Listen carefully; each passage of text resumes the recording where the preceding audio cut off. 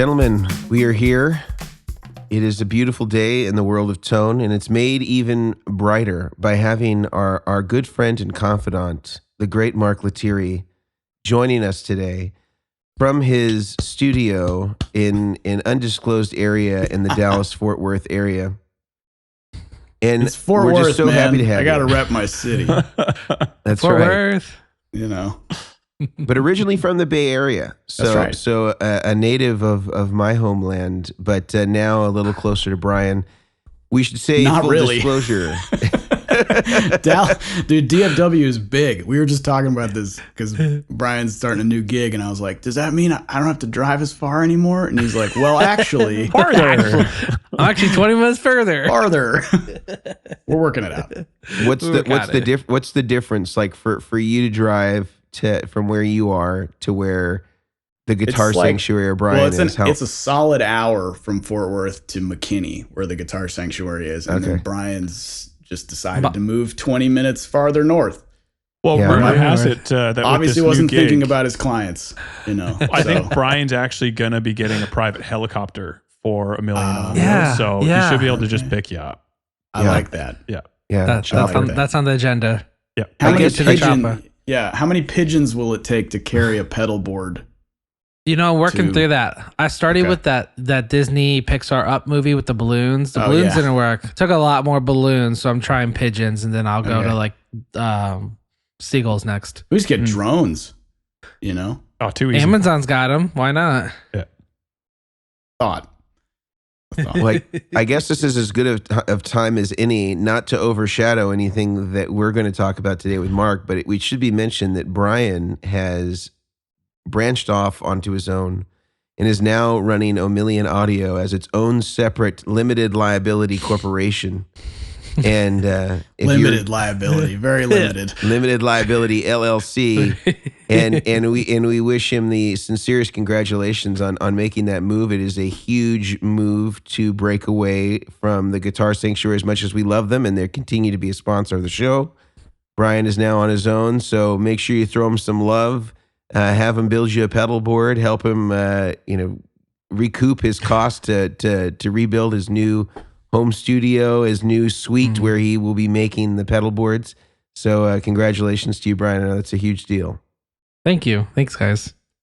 And Mark's if gonna be anyone's the first listening, to patronize and if Yes. anyone's listening and they own any pigeon, drone, or helicopter Yes. companies, Yeah. this is the time. Please reach out. Yeah. But back to you, Mark. Sorry, Mark. Back you're to here. Mark. You're here. We're chatting to Mark Lettieri today. Not that important.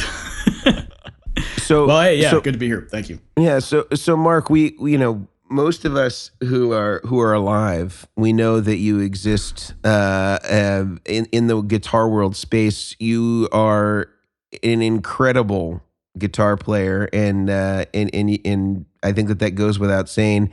I feel like I first met you through Chris Van Tassel when he was doing what he called his sentence out in out in the Texas area. That's right. And I feel like that must have been over 10 years ago, maybe even It was. closer to 15. Yeah. I You met had a Chris. Gumby suit on and you were doing some video demos. Those are the days. Yeah, I met Chris around 2010, I think. 2009, 2010. And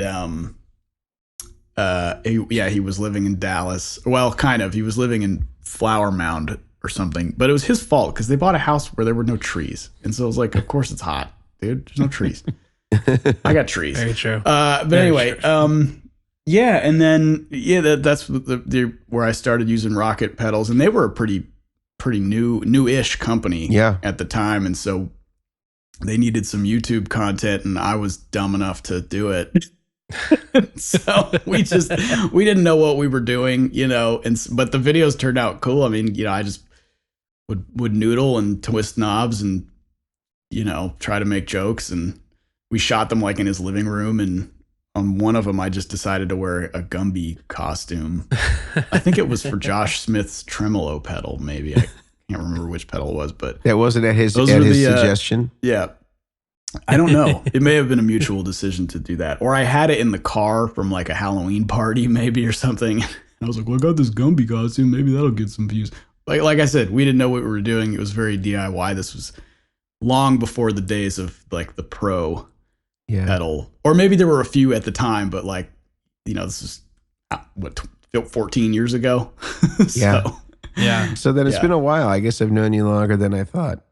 Yeah, man, it's been a minute. And then I came out when I was in California. We did a couple demos for you for the Boost pedal. That's right. Yeah. We were at the 25th Street recording in Oakland and the upstairs. And that was probably what, 2014? That was 2014. Yeah.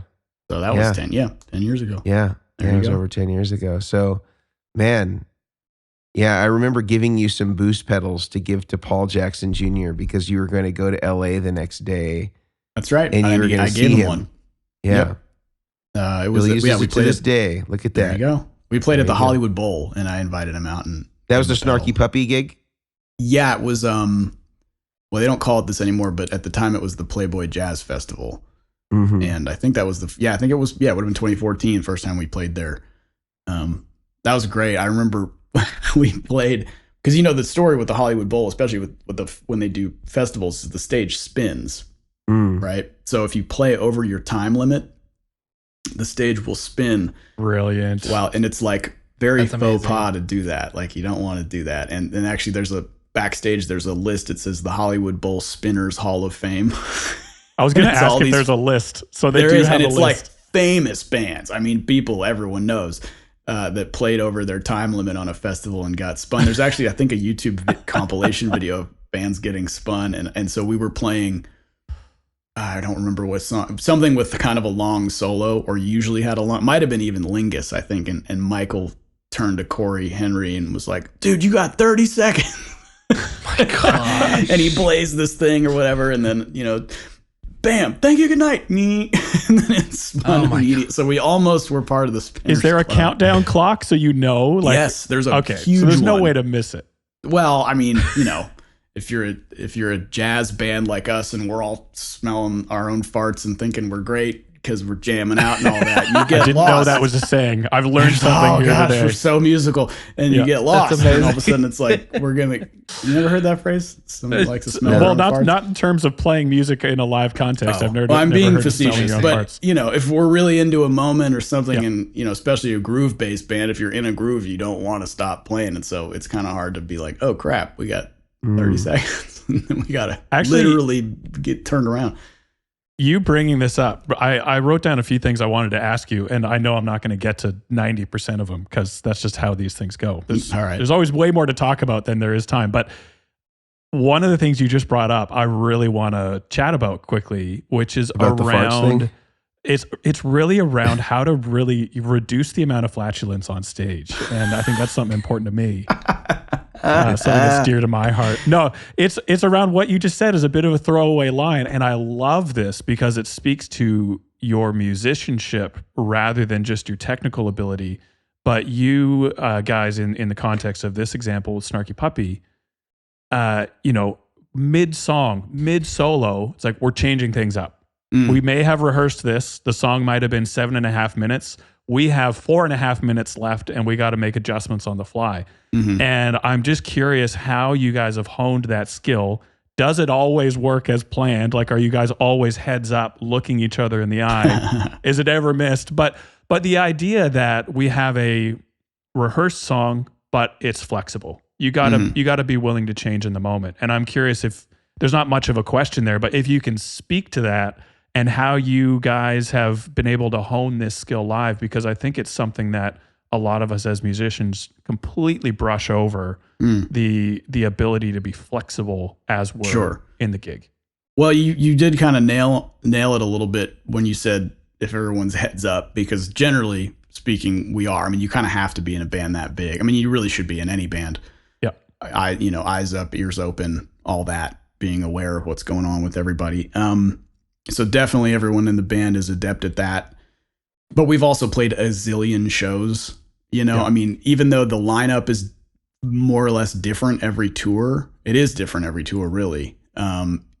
Each lineup, however many permutations that there are, has still done hundreds of gigs, and so we really know each other's playing very well. We know each other's tendencies, each other's sounds. And of course, Michael is a great band leader, music director, and really has his eye open about what's happening and where things need to go. But I mean, he's not the only one that makes decisions on the fly necessarily. I mean, I guess anyone is kind of open to doing that, just kind of depending on what they're playing at the moment. But, I think a big part of that band is why it works is even though everyone is like a stone cold killer on their instrument, there's not a lot of ego in the band.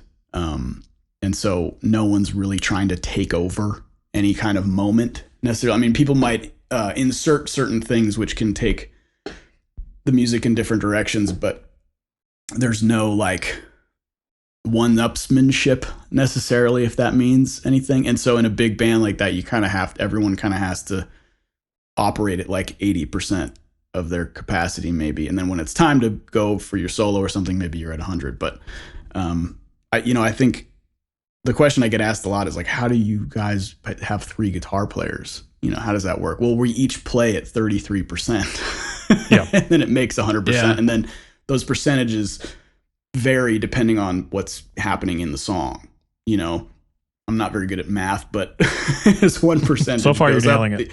Good. As one percentage goes up, if one guy's at 75, then the other guys need to come down. So it should always equal 100, right? Between the 3 guitar players, for example, but also between the 9 or 10 people on stage.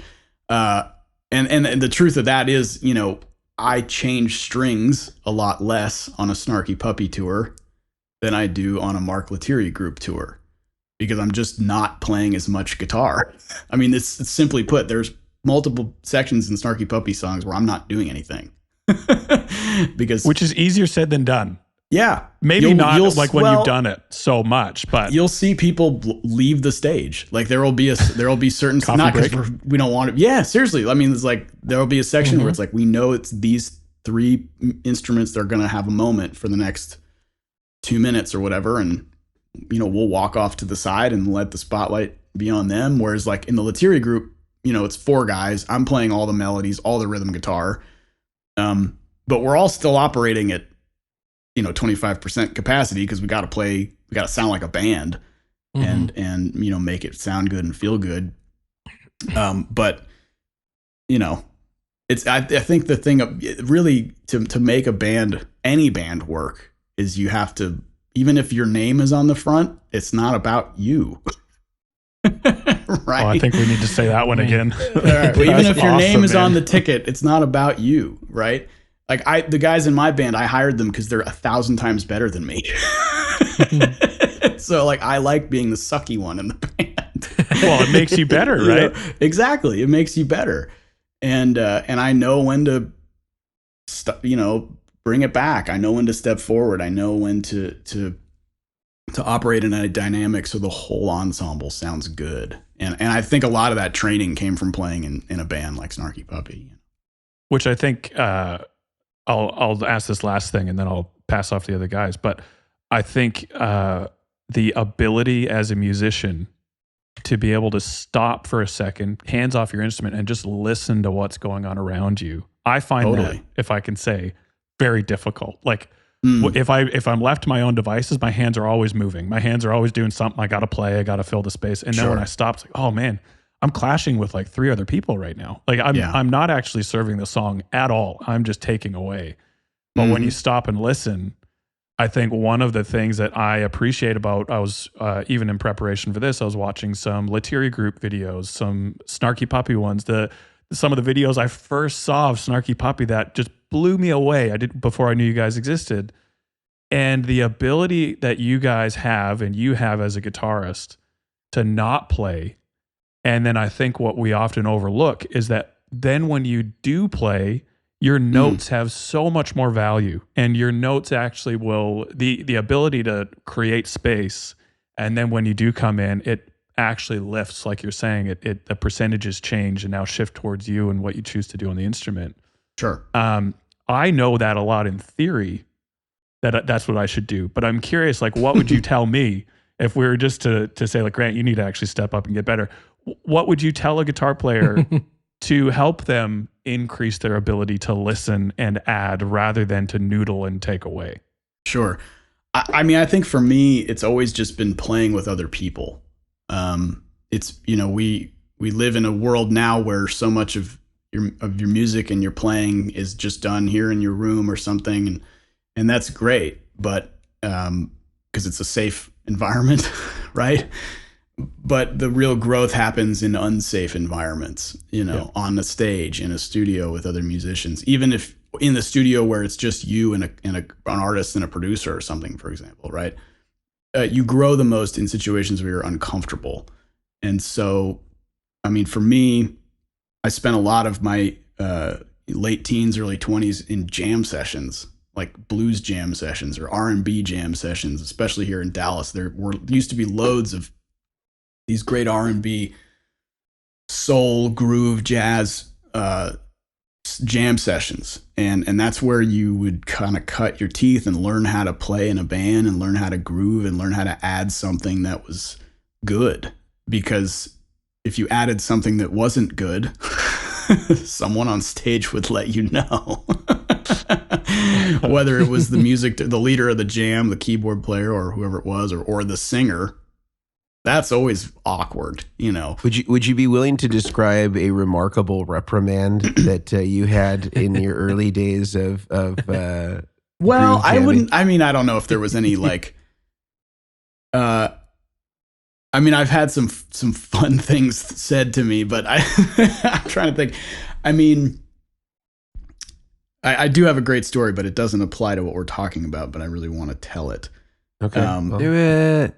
But it's a safe space. So, okay, yeah, but this might apply. So, and I think it does. So this was years ago. I mean, before I met Mason, this was probably 2006 or something, and 5 maybe even. And I was at a jam session. Kind of at the last minute. There used to be this place in South Dallas called Sankofa, and the jam was usually hosted by people that were part of Erykah Badu's band crew.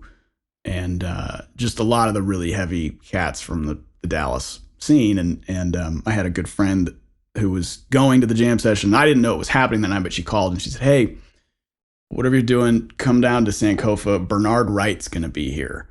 And I didn't really know who Bernard Wright was, but if you guys don't know him, he's one of the most incredible musicians I've ever come across. Piano player, singer, writer, worked with Roberta Flack, Miles Davis, Marcus Miller.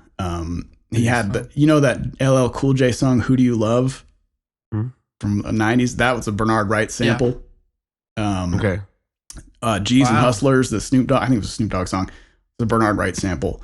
So a lot of his kind of instrumental funk soul stuff was sampled by a lot of hip hop artists. Anyway, the guy was a musical genius and kind of was sort of the godfather of a lot of Dallas musicians. And he played with Snarky Puppy for a while. And anyway, my friend Lanisha was like, "You got to come check, you got to come play." I was like, "Well, I just have a guitar." She said, "Whatever. They probably have amps or something." I was like, "Okay, you got to play with Bernard." So I drove out there and ended up in the session and had to just play like straight into the PA. Oh, beautiful. I think I had a Boss DS1 distortion. Maybe I had my pedal board or something, but didn't have an amp. And, my pedal board was very basic at the time. And I was just like, well, I'll just plug in, And I remember just kind of like just playing, just the whole time, just playing. Probably not listening to anything Bernard was playing. Probably not listening to anything the other guitar player was playing. Because I was just like, Bernard's got to hear him. Like, he's got to know. It was sort of like a young guy ego thing. Like, notice me, right? And afterwards, in the parking lot, Bernard's standing there, and I'm putting some stuff in my car, and I walk over to him, and I said, "Hey, Bernard, I'm Mark. It was a real pleasure to play with you. This was great. Thank you so much." And he goes, "Mother effort, yes. Next time, bring a goddamn guitar amp, man. Jimi Hendrix didn't die for no direct box." Like, you're an electric guitar player. You better be the loudest MF in South Dallas tonight. Oh my God. And I was like, and he had a point. He had a point. And I think the overall point, well, first of all, I was sort of like mortified, but also laughed a lot about it. But I think his overall point was like, if you're going to be in a situation, be professional.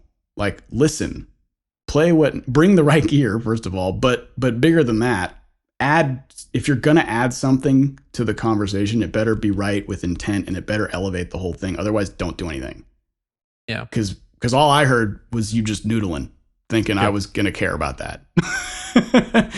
Right. So I think about that every day. And there were a lot more F words in that story and other things that I will save for when we're having some You made beers. sure you remember it. Yeah. But that stuck with me a lot. You know, it's like if you're going to bring something to the table, make sure it's with purpose and intent and not because of something you want to do, but because of something that could actually elevate this musical thing. Because if it's not, don't do it.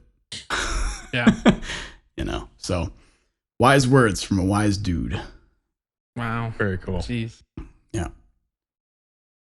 I got to say, I mean, I have been to plenty of your concerts at the Sanctuary. I think I've only ever really seen you at the Sanctuary. And I just love how the four of you guys just work so well together. Like it's Wes, right? He does bass. Yeah. Mm-hmm. And then remind me what the keys player's name is. Daniel Porter. Yeah, he was absolutely killer. Yeah. Whenever he plays, I remember, I think we filmed like some live stream thing for you guys. Yeah, I remember that. We did like 15 songs, and just like hearing you guys talk through the process, like it really was a 25% split between everyone because you're all working together. Of course, like, you know, even though it is a 25%, like, you know, you're still kind of like the boss, like you're telling them like, hey, this is what, like, but they like listen to. That's the cool thing about musicians. Like I have this all the time too, and I only ever played church gigs, but like I tell people like the best musicians sometimes are just the ones that are just open to listening. So like they listen to what you like. I don't know if you can play drums. I don't know if you can play keys, but like your input to those guys, and they're like, regardless if they're paying you to be there, if you're paying them to be there, they're still like, yeah, okay, yeah, I like that, and like they're excited. So I've always appreciated that about your guys' your band, is that they're all like so well, like, and I know that you guys are friends and you've been doing this a long time and stuff, but it's just cool to see when people really work together, and it's not like, oh well, I'm used to doing this. It's like, yeah, sure, whatever, let's do it, right? Because it's fun. Like it was always fun to see that and watch back the playbacks and hear the parts and see you guys playing, and certain like the song that we talked about you playing at the end of this, like I've seen that song dozens of times played, and hearing all of you play your parts, and it's just, I've always appreciated how you guys interact with each other. It's just super cool. Cool. Thanks, man. It's very cool. Yeah, I mean, it's a fun thing to do, and I always make sure that I am in musical situations, whether it's my own band or something else, where everyone is open to learning and trying new things and being. I mean, Mason can attest to this. He's interviewed all the greatest session guitar players in the world, and they probably will have all told him like, I'm there to make music, I'm there to do a job. They're hiring me because I have a sound, but they also know that sound can be malleable to getting the right performance out of this song and what's best for the producer and the artist, you know, ultimately. So I look at my music the same way. I mean, yes, I'm playing the majority of the melodies and sort of out front in that regard, but I write and I play the shows in a way that hopefully incorporates the entire ensemble. Otherwise, I would just show up with a laptop. Exactly. I mean, my favorite instrumental bands, everyone is great. Even if it's like one person's record or something, like everyone on the date is killing. Yeah. You listen to a Miles Davis record for everybody that played on it, not just Miles. You listen to a Jeff Beck record for everyone that played on it, not just Jeff. And so hopefully I can incorporate that. If you listen to a Mark Lettieri song, you'd be like, wow, that guitar's great, but god dang, that bass line, man, this groove, everything's really killing. And Snarky Puppy's the same way. We just want to make great songs, great music. Yeah. So anyway. Yeah. Well, and that's the thing too, is like so many people going to the concerts, they may not be just like a guitarist fan. Like they may be, like you said, but like there's plenty of songs. Like I remember going to a John Mayer concert with Shane Henry, you know Shane. Yeah. And we were talking about, I was like, oh, but that bass line that he played in that song was like, it's like, that's my favorite thing. It's like, oh, what about the guitar? I'm like, yeah, I love the guitar too, but like that little part, like, so yeah, I think it's cool. How you say that? It's not just a name. I was just going to say before that I was watching some of your quartet, the Mark Lettieri group, and I'd never seen your keyboard player play before. And so he had, you guys were playing a song. I'm horrible with song names. I apologize. I don't remember what the song is called. But your keyboard player is holding one chord for like the first half of the entire song. He's just sitting there, one hand, just watching as you guys were playing. Like, is this guy ever going to play anything different? And I'm like questioning, like, not knowing the song yet. I hadn't heard it before.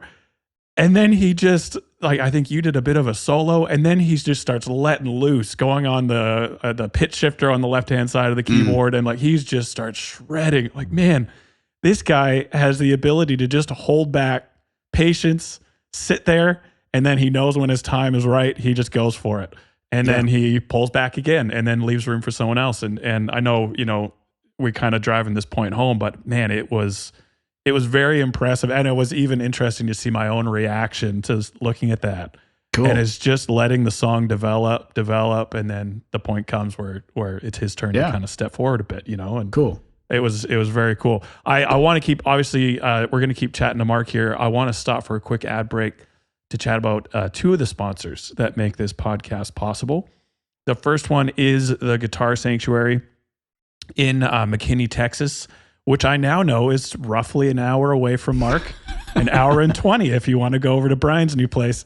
The Guitar Sanctuary is the place to go if you want to get any of your guitaring needs, whether it's Mark's signature PRS, which I'm sure we'll chat about very soon, or guitar pedals from J Rockett, another signature piece of gear, or Jackson. Any of the guitar things that you need, check out theguitarsanctuary.com.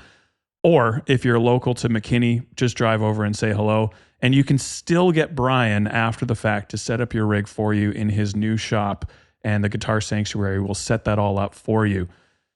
So check out theguitarsanctuary.com. I also want to chat about Neural DSP. We are all big fans of Neural plugins, the Quad Cortex, maybe some new piece of gear they're about to launch. Neural has incredible gear, and the Quad Cortex is now selling at a new price as of late last year, I believe, for $16.99 for the Quad Cortex.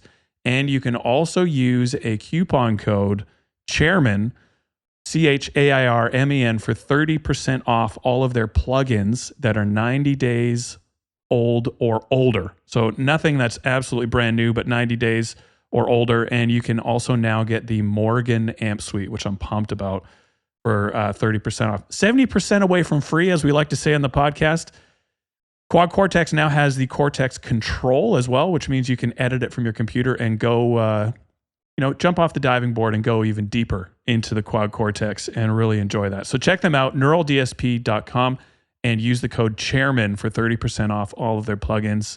Mason, I'm going to throw it back to you now that we've chatted about those couple of sponsors.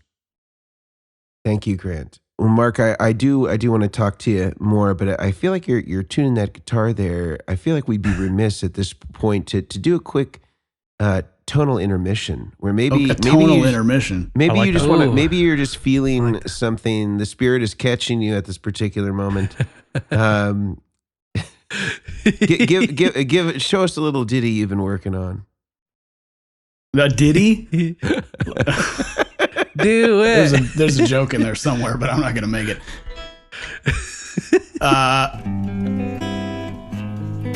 Oops. I'm just, what have I been working on? I mean, well, here's the Fiore. I'm running it through the pedal board that Brian made. Okay. Actually. Nice. I'm not biased at all.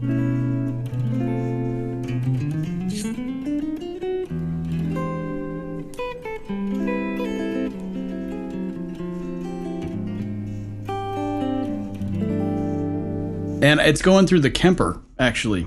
And so, I just have my board straight into the Kemper, and the Kemper is a profile of a third power amp, which are great amps. Those amps are very, very cool. I think this is a Dreamweaver maybe. But yeah, actually, I was just kind of like getting sounds together sort of for some new songs that I am putting out this summer on an album. And should have changed these strings. These things are kind of pulverized, but but yeah, I mean, this is the PRS Fiore, and it's, I think, I don't know, all the specs are online, but I guess I can repeat it. Well, I mean, everybody. even for those people that are listening, it's a burst guitar, humbucker in the bridge, 2 singles. Yep. SSH Swamp Ash body. This is actually a new color. The first color was like a red. But yeah, it's 10-inch radius. What else is about it? The neck shape is it's kind of a custom thing that we modified after like a pattern regular, I think, if you're familiar with the PRS necks. We wound the pickups specifically for this guitar so that they would all sound good together. It's got a 2-post trem, which is kind of a new thing for PRS. Actually, probably move the microphone here so you can see it a little better. And then it's got a bunch of cool switching options where you can combine like these two. You can take this from series to parallel. You can combine all 3. So I wanted to make a kind of a do everything guitar, but one that does everything well, not one that just has features for features' sake. So, well, I think he was pretty successful. I was recently hanging out with Jubu Smith and Errol. Oh yeah, Errol plays one.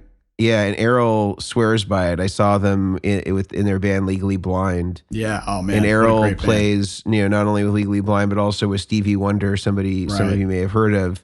And he says, yeah, it's just like a total workhorse. And I think for people who are, like him and you, where they're looking for these workhorse guitars, or they can only take 1 or 2 guitars. And I actually think he's touring with Janet Jackson right now. I think Errol's touring. Yeah. So, this guitar is getting some love from a lot of players that are professionals and really understand the value of having something that is really versatile. And, I think although the HSS guitars have sort of been well documented as being versatile in their ability to be able to cover a lot of ground, this seems like I've never actually played one of your guitars, Mark. Oh, okay. But they look gorgeous, and I love the feature set. Certainly, there's something for everybody with it. But maybe more importantly than the specs, which we can all look up, can you kind of give us some insight as to sort of the arc of the creation of this? Like, how many years was it from sort of inception to when it became a product that was out in the market? And like, when I first knew you, I think when I first knew you, you might have had like a Fender that was like a natural finish. Yeah. Does that sound right? It's right here. Yeah. Yeah. I still have it. And then you went to the Grosh. And then, that was kind of the guitar for forever. And then this came about. So I've known you through a few different, guitar iterations, but yeah, tell us about kind of how this came to be and the development arc of the guitar. Sure. Well, the actual timeline was maybe like a year and a little over a year. So not that long. But PRS knows what they're doing. So we didn't really have to dig too deep, but I mean, I would be remiss if I didn't mention, the Fiore is kind of like, it's sort of a cross between both of these in an interesting way. This one's kind of like powerful and this one's kind of more sweet. And so I was like, well, can we have both? and so that's what we really worked on to get. And that's why we worked so hard on the pickups because I wanted them to be powerful and upfront, but also, if you just touch the tone knob a little bit, it rolls off to where it sweetens it up, but doesn't get you can make it dark, but it's really just a matter of kind of rolling off that high end. And so anyway, so PRS kind of knew the sound that I had in my head, and we started with similar dimensions with those 2 guitars, like a 10-inch radius and a Swamp Ash body. And then I demanded that we do a 2-post tremolo because that's what I was used to. Now, I didn't know this, but apparently they were already working on one for the Silver Sky SE. Yeah. So they had started tooling around with that already. But I was like, I didn't know at the time. I was like, look, we just need, I have to have a 2-post. This is how it works with my hands, you know? And it's a pretty solid bridge. I mean, so we have this trem bar that has a weighted metal tip that actually just kind of adds performance and sort of sustain and stuff like that. And yeah, I mean, the body style was something that I drew out of a couple different shapes that they had already made, like the EG, the Silver Sky, and the DC3. I think it was the DC. Yep. And so we just kind of like, I got on the computer and was like, and then we'll cut there. We'll do that. And then I wanted to have this here to sort of like match this carve here, which I thought was kind of a cool idea. Yeah. Let's see, what else did we do? I wanted the vintage tuners just because I like the look. They look a little less intrusive, maybe, than the bigger ones. But the pickups, we went back and forth a lot on the pickups. The bridge, actually, the neck pickup we were kind of able to get right away, but the bridge pickup took a little bit extra work. And let's see, what else? We got the switching system together. That's based on what I had done in both of those other guitars, which is something that you can find. I think any luthier can kind of do it. It just takes a couple extra wires. But I really dig the sound of the neck and the bridge together, kind of like this sort of.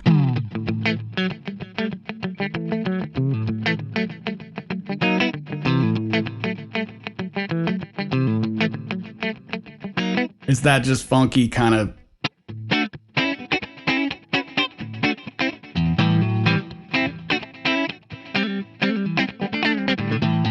That sort of funky Telecaster sound, which I really have always loved. And so I was like, well, shoot.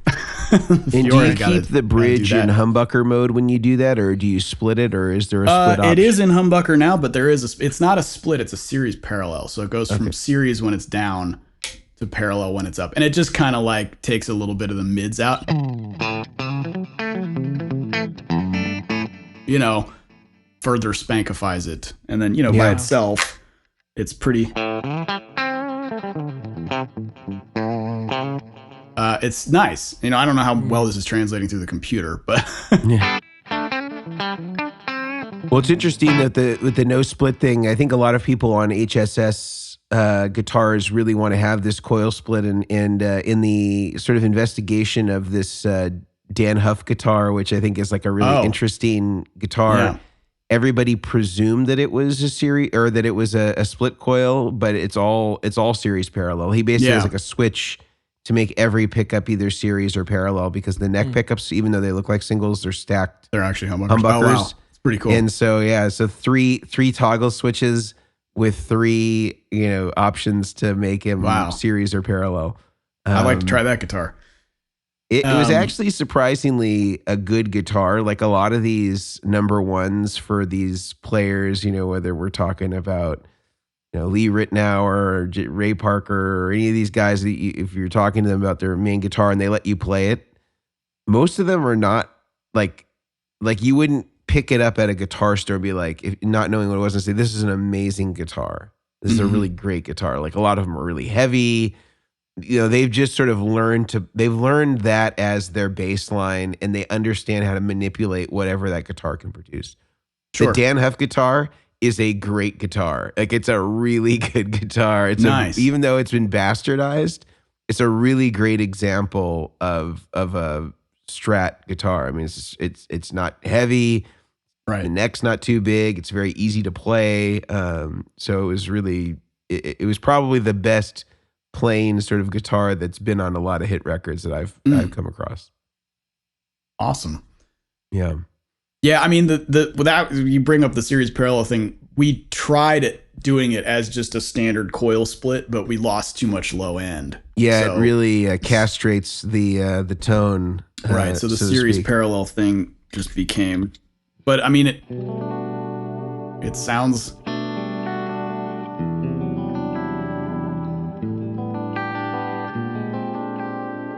I mean, it doesn't sound bad. Thank you. Yeah.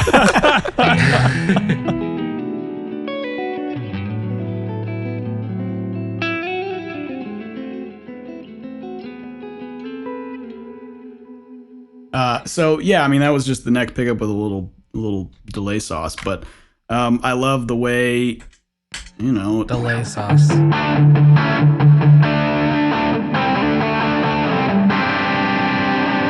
A little out of tune, but we explained the strings issue earlier.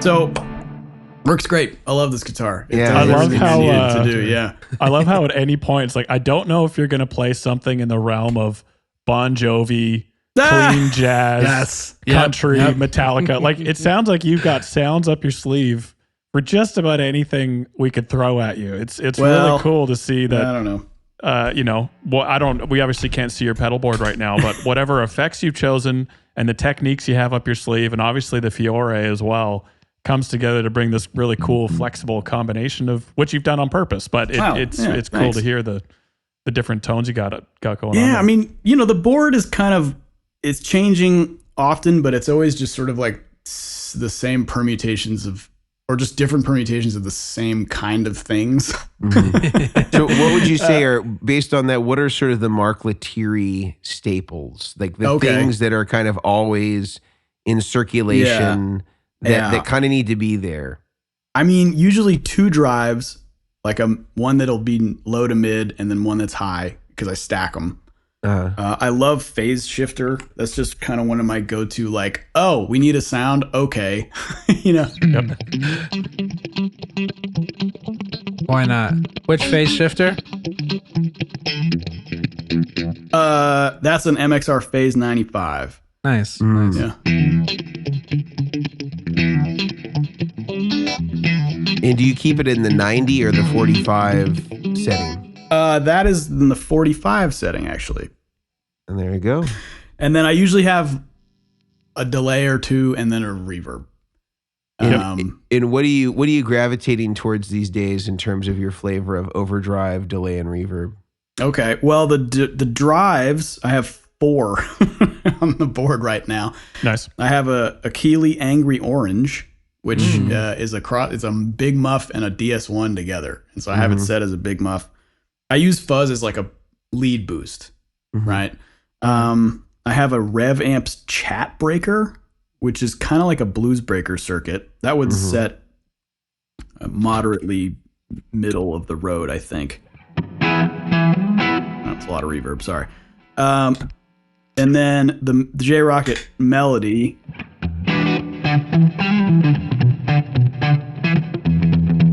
Which is a little bit of a fatter, thicker drive. And then the J Rockett HRM Volume 2, which was the one I was using for the Bon Jovi stuff. Thank you. Which is really just...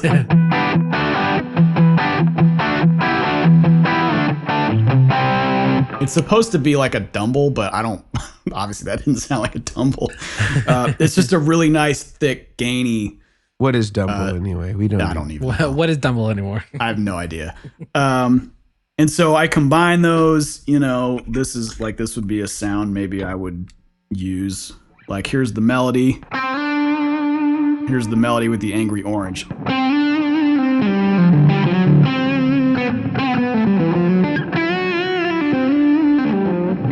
And so on your neck, that was the bridge pickup. But on the neck pickup, it sounds like this.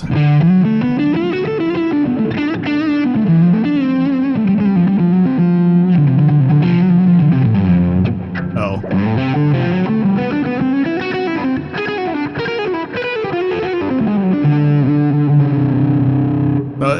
It does all the cool. I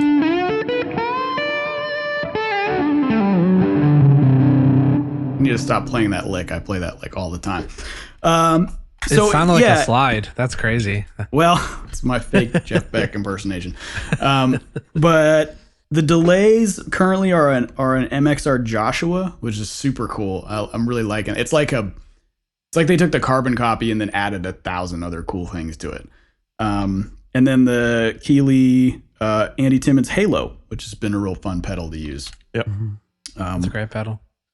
Yeah. And then I've had this Hall of Fame reverb on here for like 342 years. So. And is this version 2 or version 1 Hall of Fame? This is a version 2, I think only because version 1 broke or something. I don't know what happened to it. I think one of the switch is dirty or something, so I just swapped it out. Do you still have the M5 on there? I swapped the M5 out for an HX1. Nice. Okay. Ooh, and what's the verdict on the HX1? I'm really liking it. I have some cool sounds. Well, I think this is like a harmonizer.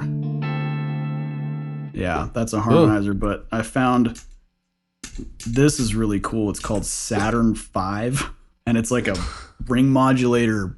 Oh, that's fun. Yes.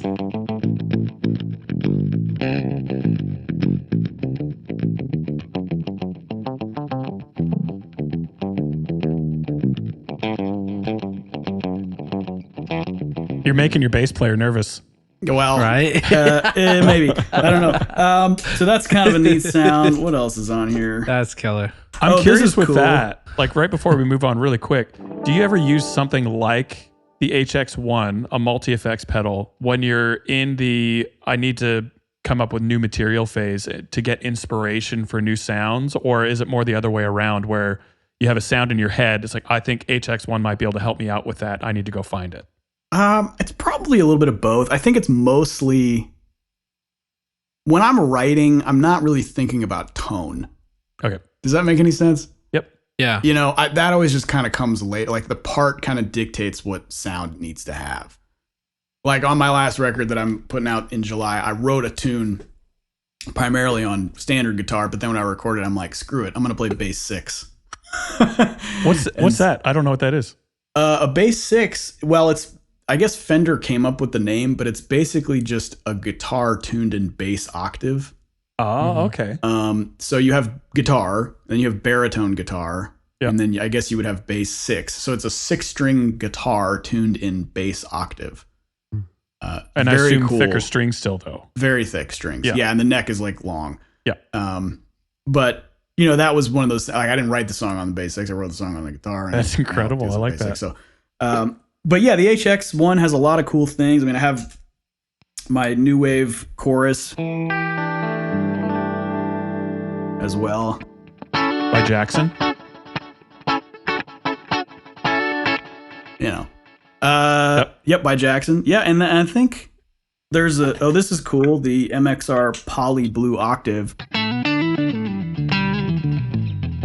There's another octave pedal, which is awesome. Really neat. It's got a lot of features. Yeah. And then this is the newest edition, which is this GNI Octave Fuzz that the Andys, as I call them, Andy Timmons and Andy Wood, two good buddies of mine, they're both using them. And I was like, well, I want one too.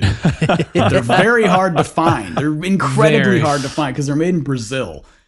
And I've like emailed them and been like, hey, I'd really like to buy one, you know, and I just never heard anything. And so strangely enough, I crashed Andy Wood's Patreon Zoom call the other day because I like to do that sometimes.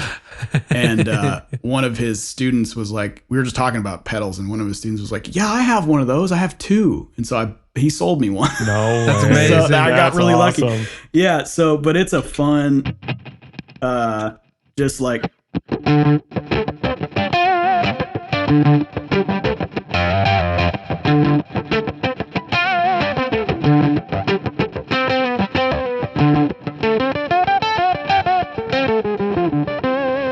This is a cool pedal. I'm really digging that. So that's nice to put in front, you know, if you want like this kind of thing happening. Let's see.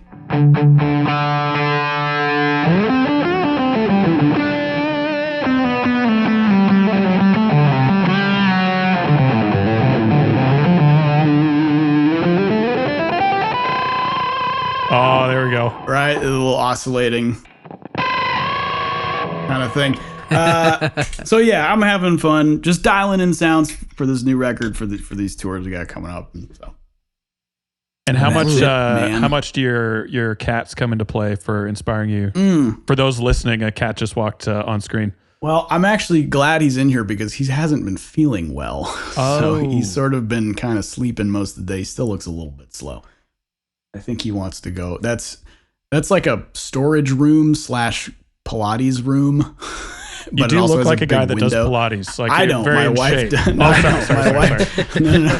wife. That shit's too hard for me. My wife is a Pilates instructor, so she has a little room back there where she practices. But it has a big window, and he likes to go in there and sit. Well, currently he sits on my band merch. So if you order a T-shirt from MarkLettieri.com and you just start cat sneezing hair on it, yeah. Sorry about that. So yeah, to get a treat from the Lettieri family. So he probably wants to go in there and sit. But anyway, the cats do. They come into play. I've written a couple songs about them, and they're a big part of our family here. So. Actually, before we go to Brian for an ad break, I actually heard that you and your cats were one of the inspirations for the Friends song "Smelly Cat." Oh, is that right? So I just wanted to thank you for that. Yeah, you've really changed my childhood because of that. Was that show funny? Have we decided if it was funny? Well, looking back on it now and hearing all the laugh tracks, it's become less funny when you hear, when I feel like I'm being told I need to laugh, I kind of internally rebel and I'm not laughing at that. Maybe so I don't know. I never really watched it. I just, was like, yeah. Maybe I think it's one of those shows that's easy to look back on, and in your head it's really funny, and then you go back and watch it. Oh, maybe not as much as I thought. It's more cringy. It's more cringy. So Grant, when you watch that show, do you sit there like this? Nope. Not laughing. I mean, internally enjoying it, but also externally not. I will not give them the satisfaction. That's funny. We're going back and we're watching Full House again. Which is how's that? Done. A lot of those jokes too. Yeah. Well, I don't skip that. I'm gonna watch. We're watching the original, and you're like, oh wow, there's some jokes. When you're 7 that totally go over your head. But now, 100%. You're older, you're like, oh, yeah. The hardest thing for me on Full House is like Bob Saget. His humor separately from Full House is like so not totally, family friendly. I had no idea. He plays both sides of the spectrum. That guy, he could do it all. Yep. Yeah, I mean, in perfectly great. He actually he was super nice to me. I met him at this restaurant in Santa Monica called the Border Grill, and he was super cool. But yeah, it's like watching Full House now, knowing like the brand of comedy that he's got a dark side. It's very different than Full House. I just wonder like what this, like between takes, like. Did he tone it down for the kids, or was he just like going for it? Yeah, I wonder. I mean, I don't know much about the casting for that gig, but I mean, I'm assuming he was doing stand up before he got cast, and so I don't know if maybe his stand up changed after the show, or they just knew about it and they were just like, "All right, man, we're gonna have you play like the All American Family Dad," Yeah. This show was great. I love that show. Yeah. Well, let's throw to you, Brian, for last 2 sponsors to make the podcast possible. Yeah, thank you. Yeah, so our final 2 sponsors, I literally, as you can look behind me in my new space, a mono case over here, if I move the microphone. I just got a brand new mono guitar bag in from my Jazzmaster that I've just recently purchased. Mm-hmm. And the guys over at monocreators.com are incredible. Fast shipping. They have gig bags, backpacks. I'm looking at a backpack I have right here. Like I said, I got them. They're coming out of the walls. And they have a code Chairmen, CHAIRMEN, for 10% off. High quality cases, gig bags, backpacks, power supplies, pedal boards. Just they have so much stuff on there and 10% off. So go to monocreators.com, use the discount code, let them know the Chairman sent you, buy something today. And then finally, and I always say it, and I will say it from here on out, simply the best. The guys over at Bestronix or btpa.com. Brad and them, they sell all sorts of different connectors, MIDI connectors, 2.1 millimeter DC connectors for all the power supplies, cabling, everything that you need. Brad and the guys can help you out. Very quick response. Grant and I were talking about how quickly Brad will email you back and you need an order and it's sent out the same day. So check them out. Use the code DACHAIRS, DACHAIRS, for 10% off. You won't be disappointed because They're the best. They have such a variety of cabling stuff that I never even knew that they had, and they have it. So check them out. You won't be disappointed. And that's it. I have one question for you. Well, lots of questions. One question I want to ask right now. We just went through, obviously, a lot of the effects on your board, the different series, parallel pickup selections on your guitar. Like, you've got a lot at your fingertips and at your feet that you could potentially choose from in a gig. How are you finding the balance, or is this maybe still tricky, but how do you find the balance between option paralysis and culling back all your options so you really have to focus on being creative on your instrument? Yeah, sure. What's the journey been there? I don't need all this stuff. But you're a guitar player. To be honest, but it's fun to, it's one of those things, I'm sure we can all relate to, like, I don't need it, but of course there's going to come across a time where I'm going to be like in the heat of a gig and be like, man, I wish I had the whatever that I took off the board. I'm pretty in tune with what I know the music that I play needs to have. And even like if I go to a session or something, it's rare that I use crazy sounds, maybe. And that might just be the kind of music that I'm generally called to do, is just doesn't involve that. But yeah, with all that being said, yes, the board probably does way more than I would need it to do. But why not? I like being able to pick and choose, but I guess to answer your question, I'm just real mindful about like, am I using effects for the music, or I'm using effects to just see how many effects I can use, right? And I don't want to do that, because then you spend the whole gig stomping on things. And I don't have a MIDI switcher because well, I don't know. I mean, I'm changing things out a lot, but like sometimes I don't want to be set in a preset land. Maybe this one night I want a solo with this sound. I want a solo with this sound. I mean, there are certain things which probably a MIDI thing would help me out with, but I've made it this far without one, I guess. So we'll see. There's also a lot of programming and stuff on that. So like you take so much time from your practicing or writing to do that. So I mean, it's also, I think it's also fun to see, because I've seen you do some songs where sometimes you use this effect and then other times you kick down other stuff because sometimes just what you're feeling. There. Yeah, it was there. Yeah, I mean, that's kind of how I generally try to do it. I mean, I am thinking it's like, well, maybe it would be cool if I could hit one button and all these three pedals would turn off, and so that I get that. But I'm also this is really silly, but I'm also very mindful of like how big the pedal board is. How much does it weigh? Am I going to get charged an overage fee to fly with this thing?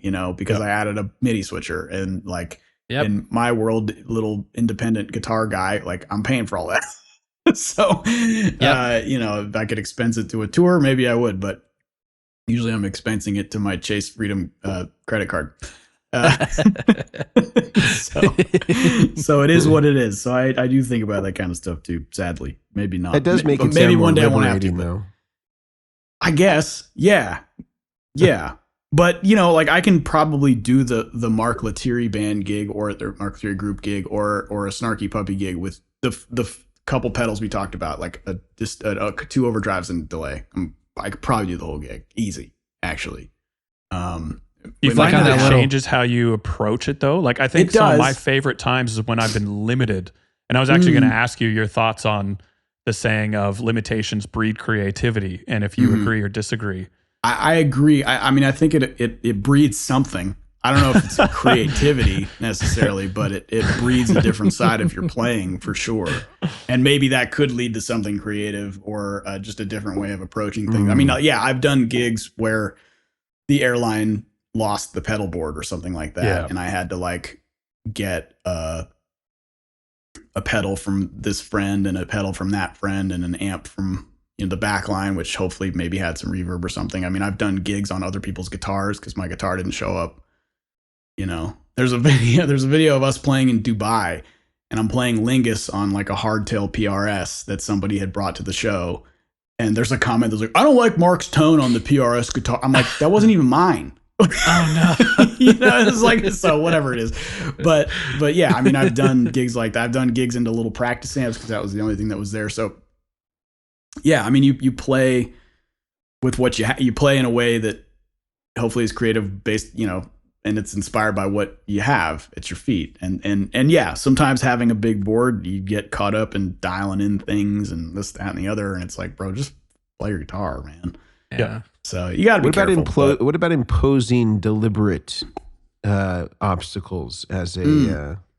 I don't know if you've heard of the Django. I don't know, man. I don't think I'm good enough to impose deliberate obstacles. I mean, I guess in a sense, a deliberate obstacle for me would be the fact that I play a lot of baritone guitar, which is not an instrument that you can shred on. At least I can't. I mean, I'm sure there's people that can, but that's a limitation in how I express, because I can't do all the things that I can do on this guitar as I can on a baritone because the strings are huge and it's just not that kind of music. So have you ever heard anybody refer to a baritone as a tenor guitar?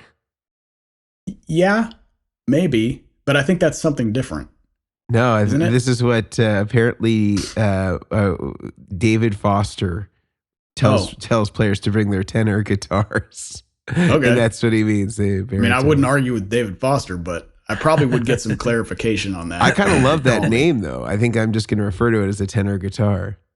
That's fine. All right, yeah, I get it.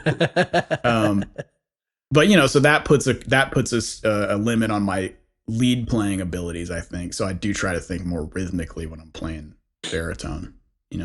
Otherwise, I think even like a solo that's too low. Even Jack White talked about that in It Might Get Loud, and he would talk about the purposeful struggle of playing music and trying to difficult guitars.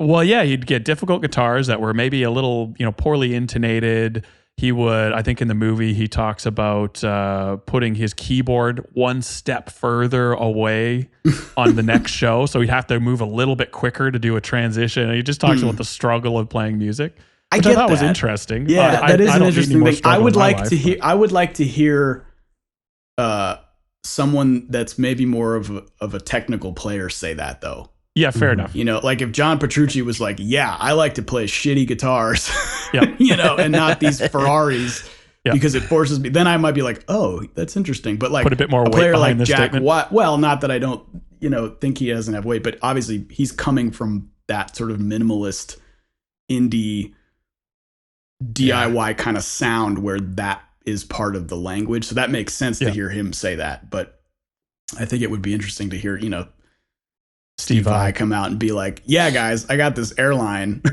Yeah. The strings are this far off the fretboard, and now I'm going to play, for the love of God. And it's only got 3 strings. Right. Yeah. Because I like a challenge, Maybe you will. Yeah, well, we got to get those guys to try out the Django glove. The Django glove? You guys haven't been marketed this yet on Facebook? Know what that is. Not yet. Where it's like it contorts your hand so that you have to play in the fashion. We are truly living in the last days, aren't we? When musicians have gotten so good that, like, you know what we need to do? Let's just make sure you can't use most of your left hand. Yep. That's what we have everything. Let's do it. Now we've achieved the pinnacle of all of it. We don't need anything else. Well, now we know what to get you for Christmas, Mark. Is a Django glove. I'd rather have a Django mustache, to be honest. I think that'd be a little more my style. Do both. Django glove. Get out of here. The Django glove. Yeah. So I hope his family's getting money from that. I don't know. It could be one of those short-lived things, where you see it for a few weeks on Facebook, and then that's it. And then you have to order what Facebook does best. Or something. Yeah. Wish.com. Total Facebook. Yeah. Well, Mark, the last thing I wanted to ask you about, and maybe we can all kind of do our final questions to you before we wrap up today, because you've been so generous with your time, is I feel like you're in a elite group of guitar players that have kind of come onto the scene in the last 10 years that have really been able to make a successful career, where you've been able to parlay your guitar playing into a big Instagram following. You have a signature PRS guitar. These are all things that I think many guitar players, hope or wish that they could have. What is your advice to somebody that is looking to, let's say they're in high school now, or they're in college now, they're in music school, and they're looking to be like you? I know there's no cookbook recipe to it, but and I know that there's probably some element of right place, right time, and these factors that are just, intangible. But to the degree that these things are in your control, what would you say are kind of like 3 things that people might consider doing to kind of align themselves in a position where things might be more likely to come together for them than not? Oh, man. That's a big one. Well, first of all, thank you for the accolades. I hope I'm influencing somebody out there. I don't know. But, I guess if I put myself back at 19-year-old Mark, right, which was only just a few years ago, of course. Of course. I just really wanted to play a lot of music with a lot of people. And I think I just took every opportunity that I could find. I took every opportunity that I could create for myself. And to your point about right place, right time, that is absolutely true. But you can create luck for yourself to an extent, right? You know what you need to do. You know where you need to be. You know who you need to be in front of. That kind of thing. You need to know how to act when you get in front of those people, right on stage. Like not like I was doing with Bernard Wright years ago, but that's how you learn. But like I said, I took a lot of risks. I put myself in situations that were uncomfortable. Situations where I knew I would have to work really hard and learn, and maybe I had a track coach in college. He used to say, "Man, fake it till you make it," which is a funny thing to say with music because you don't want to make a career out of bullshitting people. But to his point, it's like, a lot of what you're going to be doing in this job, in this music industry, is learning on the job and figuring out as you go. Like Mason probably will tell you, those session players probably learned as they went. It's not like they graduated from high school and they knew what they were doing.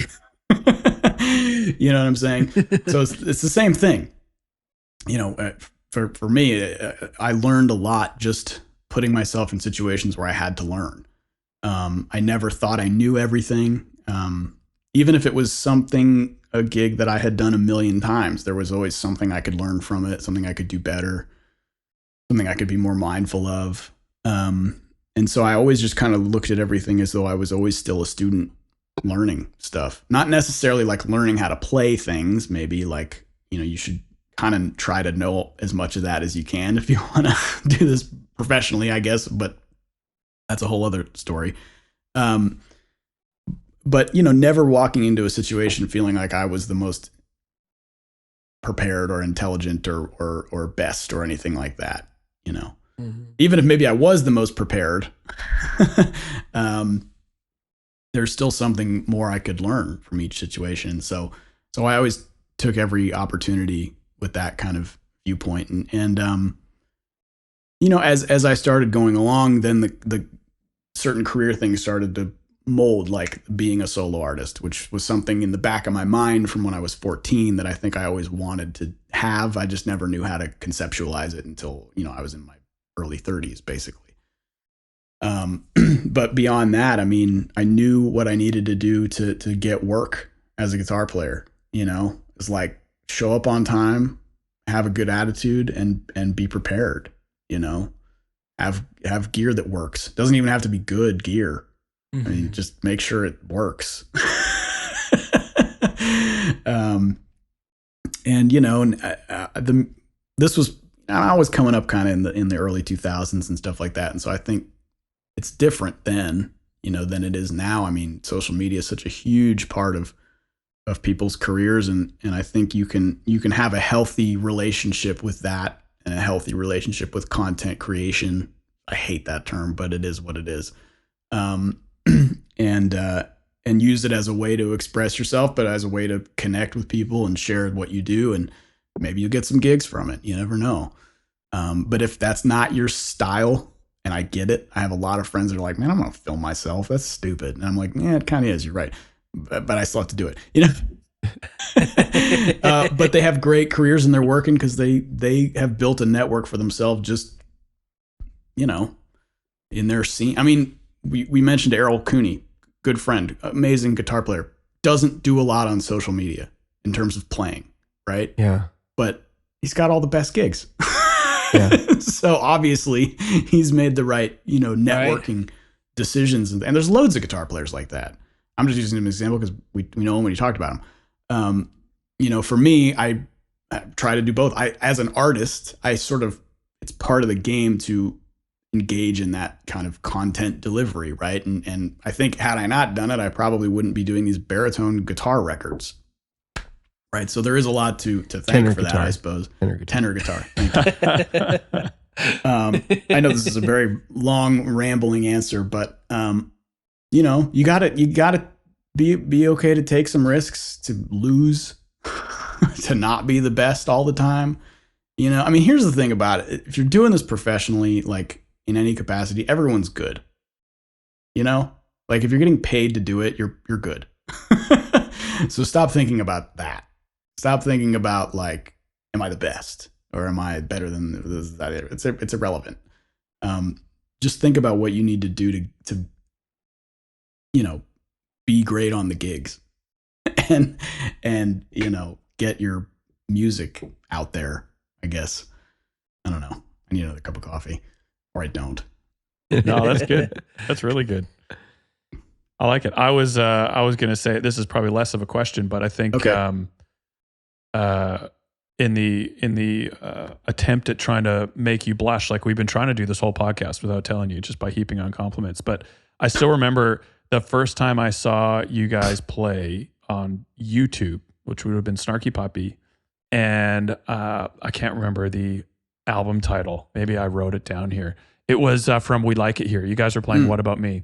Oh, and yeah. It was that, if anyone listening has seen that series on YouTube, it's where you guys are all wearing, was it Beats headphones or like? No, they were Audio Technicas.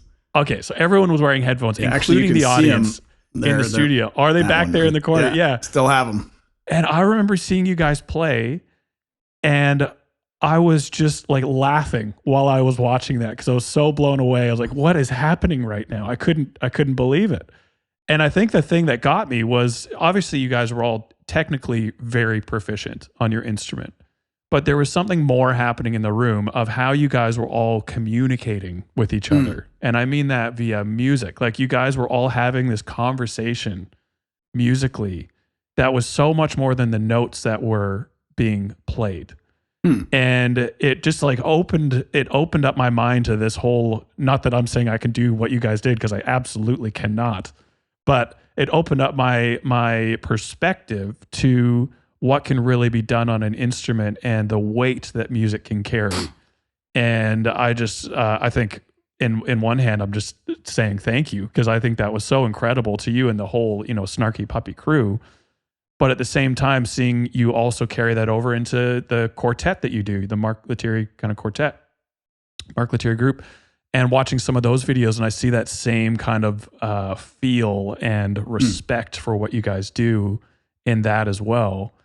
And it's just really, it's really incredible. I think we could just sit here and focus on, yeah, you're really good at guitar, but it's a lot deeper than that. And I think it's really amazing to see what you bring to the industry and what you bring to, you know, us as guitar players, as far as inspiration, to be able to learn how to communicate on our instruments, which goes beyond just the notes that we play, but the ability to stop and pause and then add to the conversation and then listen to the conversation. You know what I mean? Yeah. And so I'm really grateful for what you do. I'm really grateful that you came on the podcast today and that we could have a conversation. And really just thankful for what you do and what you'll continue to do with the new album coming out later this year. I'm excited to listen to it. And thank you, man. Yeah, it's been a great podcast. So thank you. I agree. Thanks very much, guys. It's been really Brian, fun. any final thoughts before we close out today and we make maybe Mark play a little guitar for us to finish us off? Yeah, no, I only have one more question because we were talking about pedal boards. Do you still have the cutting board pedal board? I do. You do? Beautiful. So obviously You're listening. And I need you to can't send that see in. this. Hey, I'll send the drone. Mark came to me years ago, and he's like, "I have this board. It's not your typical board." I was like, "Okay, sure, whatever. I mean, I'll do it." And he's like, "It's on a cutting board." I'm like, "Is it like a cutting board size board?" And he goes, "No, it's physically on a cutting board." And I was like, "Oh, okay, funny." Like he's making a joke, and then he walked in with a literal plastic, one of those white plastic cutting boards. I heard it was latex. I don't think so. And he had like a plethora, that TC plethora on it, and a bunch of stuff. And he just goes, "Can you make it work?" And I went, "Yep, it will be cutting edge by the time we're done with this thing." It still was. Yeah. And it's Rumor has it, was it still had the smell of raw onions on there as well. If you got really close.